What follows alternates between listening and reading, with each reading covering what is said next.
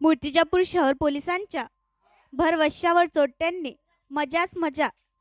एकाच महिन्यात चोरीच्या 9 घटना, चोरट्यांचा शोध घेण्यास पोलीस हतबल। मूर्तिजापूर शहर पोलिसांच्या नाकडतेपणामुळे चोरट्यांचे दिवसेंदिवस मनोबल वाढत चालले आहे। शहरात गेल्या महिन्याभरापासून चोरट्यांनी धुमाकूळ घातला असून महिन्याभरात मूर्तिजापूर शहरात 9 ते 10 ठिकाणी घरफोड्या झाल्याची घटना घडल्या आहेत। मात्र पोलिसांना चोरट्याचा शोध घेण्यात अद्यापही यश मिळाले नसतानाच पुन्हा एकाच परिसरात एकाच रात्री 2 घरफोड्या झाल्याची घटना समोर आली आहे।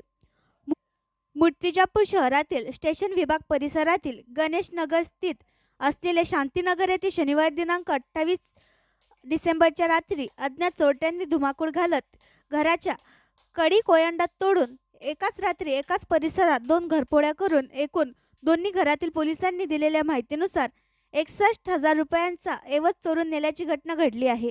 विशेष म्हणजे चोरट्यांनी आजूबाजूच्या घरातील नागरिकांना आवाज येईल या भीतीपोटी चक्क परिसरातील इतर घरांना बाहेरून कडी लावून बंदिस्त करून ठेवल्याचे परिसरातील काही नागरिकांनी सांगितले आहे।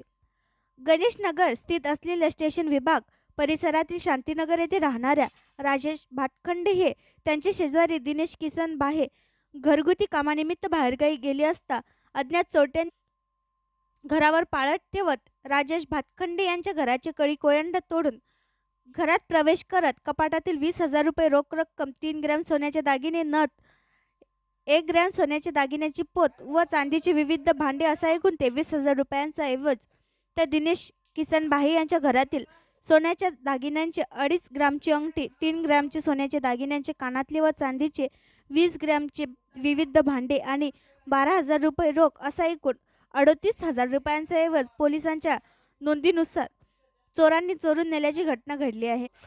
गेल्या महिन्याभरातील सदर घटना ही 9 ते 10वी असून अद्यापही पोलिसांना चोरीचा सुगावा लावण्यात यश मिळाले नसल्याने शहरात नागरिक सुरक्षित आहे की नाही असा प्रश्न निर्माण झाला आहे।